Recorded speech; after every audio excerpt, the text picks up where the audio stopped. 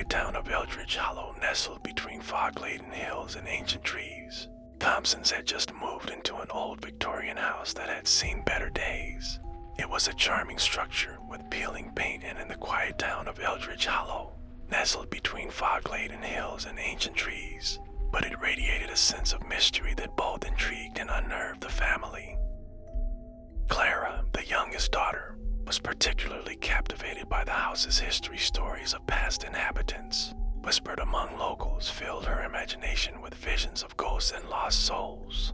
One rainy afternoon, while exploring the attic, Clara stumbled upon a dusty, ornate box nestled beneath an old trunk. With curiosity bubbling inside her, she pried it open, revealing a doll unlike any she had seen before. Its porcelain skin was unnaturally smooth. Its glassy blue eyes seemed to gaze directly into her soul. The doll was dressed in a tattered lace gown that fluttered as if it had a life of its own. Clara felt an inexplicable connection to it, as if the doll had been waiting just for her. She hurried downstairs, cradling the doll in her arms. "Look what I found," she exclaimed, her voice echoing through the dimly lit living room.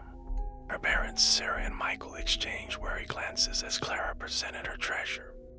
"Clara, I don't think that's a toy," Sarah cautioned, a hint of concern creeping into her voice. "It looks old and, well, a bit creepy."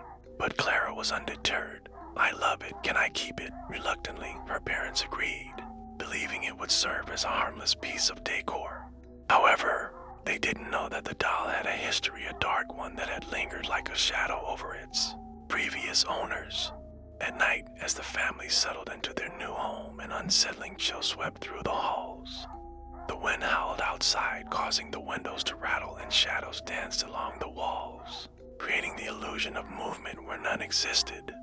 Clara placed the doll on her bedside table, its unblinking eyes watching over her as she drifted into a restless sleep. In the dead of night, Clara was awakened by a soft whisper that seemed to echo from the corners of her room.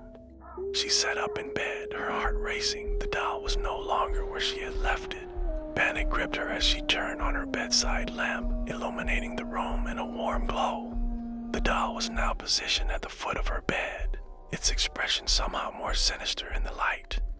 "Come play with me," the whisper beckoned again, this time clearer. Laced with an otherworldly timbre, Clara's breath hitched in her throat.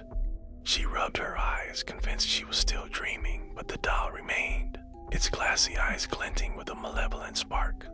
The next morning, Clara recounted her eerie experience to her parents, but they dismissed it as a figment of her imagination.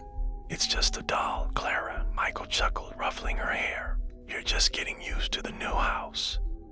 But things began to change over the following days. Strange occurrences unfolded within the household. The family dog, Max, would bark incessantly at corners of the house that were empty, his growls deep and ominous. The lights flickered inexplicably, casting erratic shadows that seemed to shift and sway, and sometimes Clara would find the doll in different places, always with that same unsettling gaze, as if it were watching the family's every move. One evening, while Sarah was preparing dinner, she heard Clara laughing and playing in her room. She smiled, thinking of how well Clara was settling in, but the laughter soon turned to shrieks of terror. Rushing down the hallway, Sarah flung open Clara's door. "What's wrong, sweetheart?" she asked.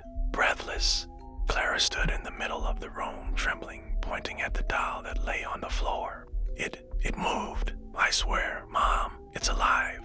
"Clara, it's just a doll," Sarah replied, kneeling beside her daughter and picking up the porcelain figure. Its glassy eyes seemed to shine with a knowing glint, and an inexplicable dread settled over her. "See, I'll put it back on the shelf." But as she placed the doll back, a sudden chill enveloped the room. The air grew thick, and a low growl reverberated through the walls. The lights flickered violently, and the temperature plummeted. Clara clutched her mother's arm, wide-eyed and terrified. "Mom, it's angry," she cried. At night, sleep eluded the Thompsons. They huddled together in the living room, the flickering candlelight casting long shadows that danced across the walls.